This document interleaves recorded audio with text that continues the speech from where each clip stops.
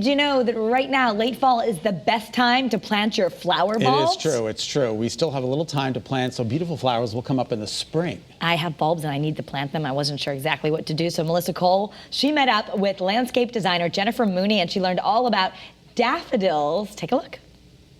We are at a beautiful home in West Hartford working on the garden with Jen, and we're planting daffodils because we can still have a little more time to plant some beautiful flowers for the springtime. Yeah, there's still a few weeks left in the season for planting, really right up until the ground freezes.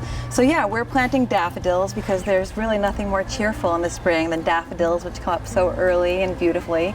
And it's actually a very, very easy plant to grow and to plant. And they come up year after year. They come up year after year. You just plant them once, and as long as you take care of them the next year, which I can explain to you, you should pretty much have them forever. They'll just keep proliferating and coming back. And it's one of the first flowers, right? Which is always exciting. Yeah, it's one of the first flowers. It's such a cheerful color after like a long, gloomy winter. It's just so nice to see daffodils. And they just happen to also be really easy. All right, so you're doing, these greens here are hostas. Yeah, so this is a great big hosta bed. So in the summer, this is just full and lush with big giant hosta leaves. You don't even see any of the ground here. The reason I like to plant bulbs in a bed like this is because you don't have to see the leaves dying. By the time the daffodils are done blooming, the hostas have already come up and you won't even see the plant. Because their big leaves cover up all the dying daffodils. So this will be a really low maintenance bed full of interest. There'll be spring interest with the yellow daffodils and then they'll disappear and then you'll just have the green hosta bed. All right, and it's easy. You say it's easy, but is it really easy? I will honestly tell you that yes, it's easy. All right, Paige is already working. Yeah. You've started already. How many bulbs are we talking here? We're planting about 450 bulbs today, and what we're doing is we're doing them in clumps throughout the whole bed so that eventually they'll keep multiplying. Daffodils will multiply. You don't need to touch them, you don't need to take them out, you don't need to do a thing to them, and eventually this whole bed in the spring will just be a beautiful yellow explosion of color. That's amazing. The way we do it is we'll dig a ditch for the bulbs. We do about 5 bulbs per area.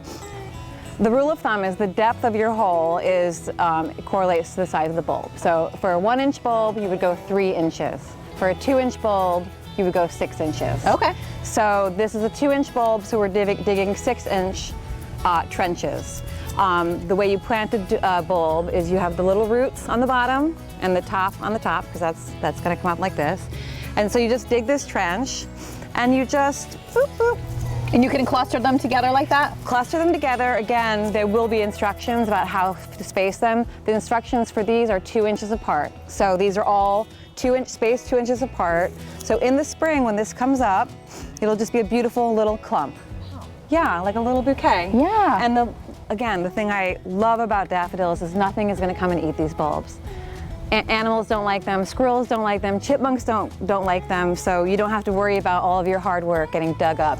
Is that different than tulips? Yeah, tulips are very tasty for critters, and it's a struggle for anybody who plants tulips. Tulips are beautiful and they're wonderful. They're a little bit more high maintenance than a daffodil. I think a daffodil is just a really great starter bulb.